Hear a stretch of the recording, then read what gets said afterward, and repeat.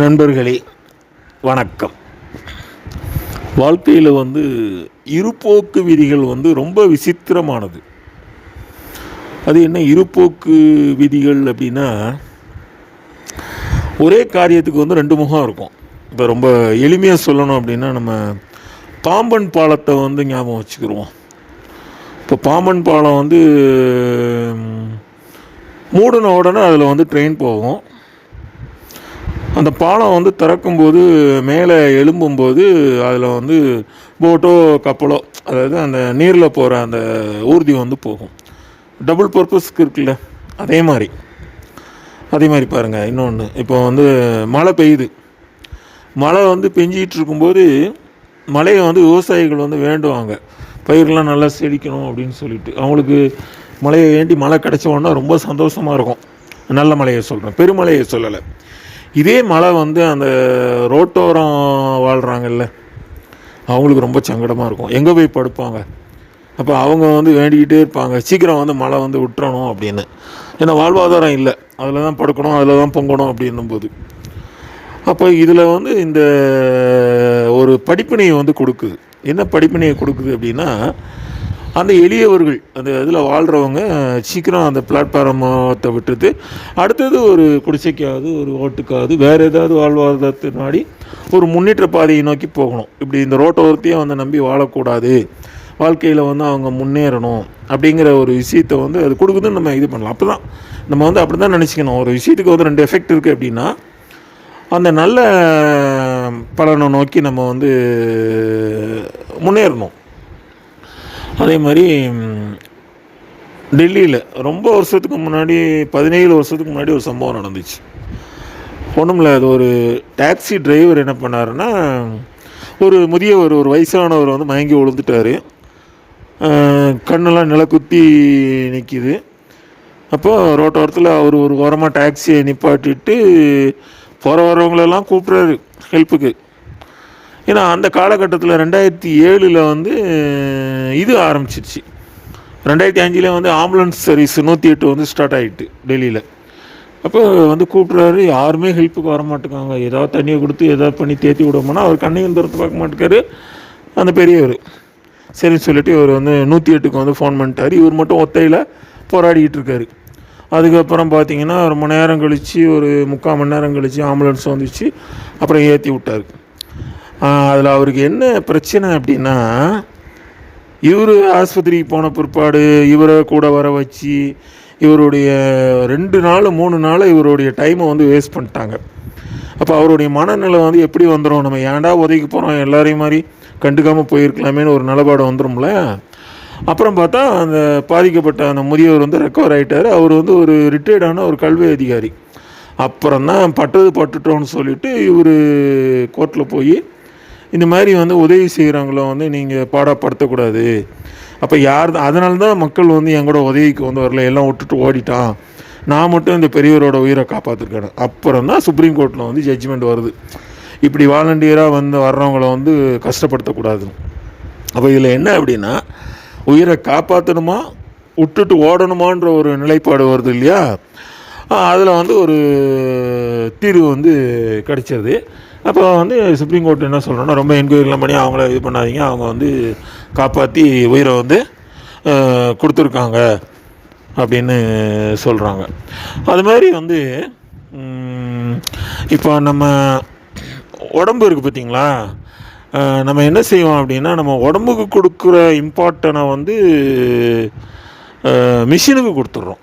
இப்போ நம்ம மிஷினுக்கு கொடுத்துட்றோம் அப்படின்னா, இப்போ நம்ம கையில் ஒரு 2 வீலரோ புல்லட்டோ ஏதோ ஒரு இருக்குன்னு வைங்களேன், அதுக்கு ரொம்ப ஃபஸ்ட்டு இது பண்ணுவோம். அதை போட்டு எண்ணெய் போட்டு துடைக்கிறது, கரெக்டாக ஆயில் போடுறது, மெயின்டைன் பண்ணுறது, ஸ்பீட் ஆயில் போட்டியா நல்ல இது போட்டியான்னு பண்ணுறது. ஆனால் உடம்பை விட்டுருவோம். உடம்பு என்ன பண்ணுவோம், ஒரு மாத்திரையை மட்டும் போட்டு அதுக்கு எக்ஸசைஸ் கிடையாது, உணவு கட்டுப்பாடு கிடையாது. ஆனால் இன்னும் சொல்ல போனால் எது முக்கியம், இந்த கையில் புழங்குற அந்த கருவிகளை விட, மிஷினை விட உடம்பு தானே ரொம்ப முக்கியம். அதுக்கு தானே முக்கியத்துவம் கொடுக்கணும். அதை நம்ம செய்கிறதில்ல. இதை ஓரளவு ரெண்டாக ட்ரீட் பண்ணியிருந்தால் கூட பரவாயில்ல. இப்போ இது பார்த்திங்கன்னா, செல்ஃபோனை பார்த்திங்கன்னா அப்டேட் பண்ணி அது புதுசாக வாங்கி குவிச்சு அதுக்கு கொடுக்குறோம். ஆனால் ஒரு உடற்பயிற்சி செய்யணுன்னோ டக்குன்னு வந்து ஒரு மெடிக்கல் செக்கப் பண்ணணுமோ அந்த எண்ணங்கள் வந்து கிடையாது. அப்போ இதுக்கு வந்து இப்போ என்னென்னா நிறைய இந்த மாதிரி இருப்போக்கு விதிகளில் வந்து என்ன அப்படின்னா, அப்படி இருக்கும்போது பெரும்பாலான நேரங்களில் நம்ம தான் முடிவெடுக்கணும். எது நல்லது, எப்படி பண்ணிக்கிட்டோம்னா நம்மளுக்கு வந்து அது வந்து சாதகம் அமையும், உயிரை காப்பாற்றும் அப்படிங்கிற அந்த இது வந்து வரணும்.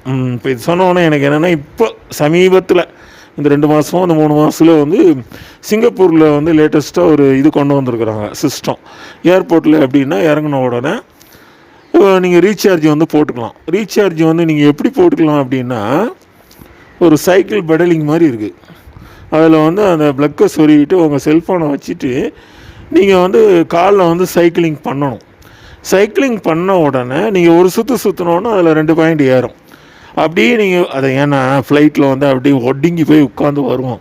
இந்த காலை ரிலாக்ஸாக சுற்றி இது பண்ணோடனே நம்மளுக்கு ஒரு எனர்ஜி வந்து இதாகும். இது வந்து சூப்பர் சிஸ்டம். இப்போ அவனே புரிஞ்சுக்கிட்டான் போல், ஏன்னா இவங்க வந்து ரொம்ப ஒரு சோம்பேறி மாதிரி உட்காந்து ஒரு இதுவும் இது பண்ணாமல் வர்றாங்க அப்படின்னு. அதனால் அதை வந்து நீங்கள் பெடலிங் பண்ணி சார்ஜ் பண்ணிக்கோங்க. பண்ணிவிட்டு என்ன மிஞ்சி வேணால் ஒரு 3 நிமிஷம் ஆகுமா, அதில் ஒரு 3 நிமிஷத்தை ஸ்பெண்ட் பண்ணிவிட்டு நீங்கள் உங்கள் உடம்பையும் ரீசார்ஜ் பண்ணிவிட்டு செல்ஃபோனையும் ரீசார்ஜ் பண்ணிவிட்டு போங்க அப்படிங்க. ஆனால் சில நேரங்களில் என்ன ஆயிடுது, இந்த மாதிரியான அந்த இருவழி போக்கில் வந்து என்னென்னா, ஒரு கதவு திறந்து இன்னொரு கதவு வந்து மூடிடுது. அதையும் நம்ம வந்து தவிர்க்க முடியாது. ஏன்னா பெரும்பாலான நேரங்களில் நம்மளுடைய புத்தியை பயன்படுத்தி யோசித்து செயல்படணும்.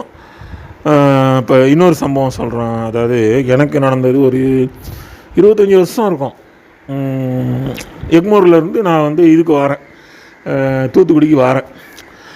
அப்போ தூத்துக்குடி நான் சரியாக கவனிக்கல. நான் கொஞ்சம் சீக்கிரம் வேறு வந்துட்டேன் எக்மோருக்கு. இது தான் ரிசர்வேஷன் தான். அப்போது என்னுடைய சூட்கேஸை கொண்டு அங்கே வச்சுட்டு, டிக்கெட்டு இது எல்லாமே என் பேக்கெட்டில் இருக்குது. சூட்கேஸை வச்சுட்டு தண்ணி பிடிக்கலான்னு சொல்லிவிட்டு வாட்டர் பாட்டில் எடுத்துகிட்டு இங்கே ஸ்டேஷன் பக்கத்தில் வரேன். திரும்பி போய் பார்க்குறேன், சூட்கேஸை காணும்.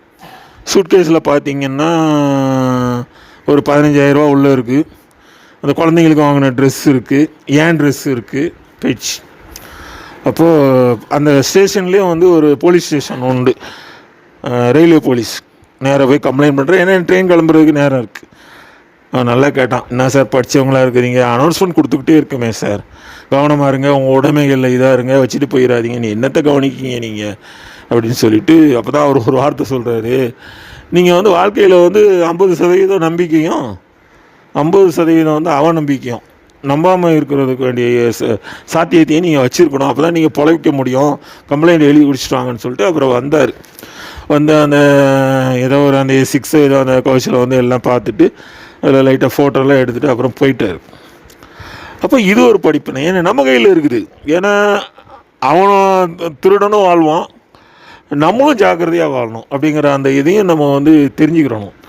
அதனால் கண்டிப்பாக வந்து இந்த இருவழி போக்குங்கிறது என்ன சொல்கிறதுனா, சில நேரங்களில் பார்த்திங்கன்னா காணல் நீர் மாதிரி வந்துடும். நீ சொல்ல போனால் சில நேரம் புதைக்குழி மாதிரி இருக்கும். இப்போ காணல் நீராது பரவாயில்ல, காரில் போகும்போது தூரத்தில் ஒரு நீர் மாதிரி தெரியும், நம்மக்கிட்ட ஒன்றா போயிடும். ஆனால் புதைக்குழியாக இருந்ததுன்னா அப்போ நம்ம கவனமாக போகணும், அதில் போய் மாட்டிக்கிடக்கூடாதுல்ல, இப்போ கவனித்து தானே போகணும். அதனால் வந்து 2 விதமான விசித்திரமான அனுபவங்கள் நம்மளுக்கு வாழ்க்கையில் ஏற்படுறதுக்கு வாய்ப்பு உண்டு. அதில் வந்து நம்ம தான் வந்து கவனமாக வந்து போகணும். அது செயற்கையாகவும் இருக்கலாம், இயற்கையாகவும் இருக்கலாம். அப்போது இந்த படைப்புலையோ இல்லை மனிதனுடைய உண்டாக்கப்பட்ட செயற்கைத்தனங்கள்லையோ அந்த 2 விதமான விதிகள் வந்து எழுதப்பட்டிருக்கும். அதில் நம்ம வாழ்க்கையில் பயணப்படும் போது நம்ம கவனமாக இருந்தோம் அப்படின்னா நம்ம பாதிக்கப்பட மாட்டோம். நம்மளுடைய அந்த வாழ்க்கை சூழல் வந்து ரொம்ப ஒரு சுகமாக அமையும். மிக்க நன்றி நண்பர்களே.